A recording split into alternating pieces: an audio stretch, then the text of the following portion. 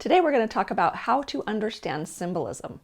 Our outer world is constantly in connection and sending messages to our inner world, and we need some structure and to understand what those messages are. So we're going to talk about that today.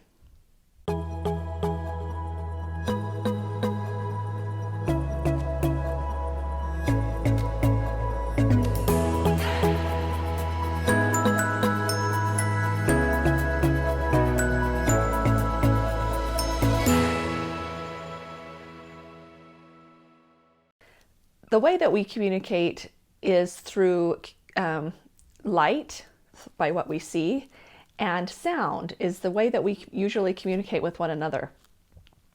But today I'm going to talk about how to communicate through symbol. Symbol is such an important thing to understand and recognize because, number one, we can put a whole bunch of information into a symbol and have that represent a whole experience where words would never be enough. So if I were to ask you to explain how you felt about a loved one, you could give me a lot of words and you could show me a lot of pictures, but you would never quite get to a place where it would feel like it explained it enough.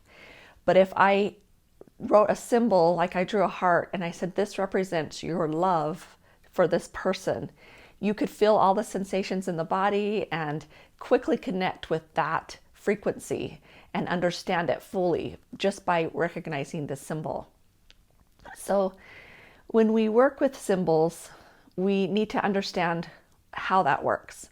So if I were to show you a letter T and say to you tree, you would kind of get my point. If I were to show you a leaf, you might, and then say tree, you might be able to understand what I meant, even though I wasn't actually showing you a tree, or even a branch and said tree and held it up and said tree. You would understand in symbolically what I was talking about. There would be this communication happening, even though it wasn't completely clear, but we're using a symbol to represent something. Once you can learn to interpret the symbols that you experience in your life, a whole new world opens up and you become the creator of your world. We're going to learn a little bit about that later. As you go through your day, things will come into your awareness when you have the intention to live with symbols and messages. So you might be walking down the road and an animal may cross your path, or you may be looking out the window and you just kind of focus in on a tree or a color, something that just kind of pricks at your consciousness. And as you practice, this will happen more often. And you'll just begin to see that this particular thing is holding some meaning for you.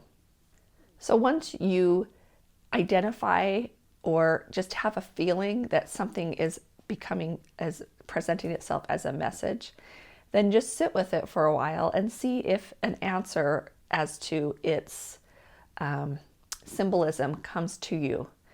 And if you're just quiet for a few minutes, many times you will experience a memory or just an idea will come into your mind. And this is where learning through symbol is so helpful, because again, if you needed to write down what you felt like or heard or experienced, if what you thought was this symbol was saying, it would never quite do it justice. It's kind of an experience, and that's how you know you're kind of receiving a message, is it's not easily defined.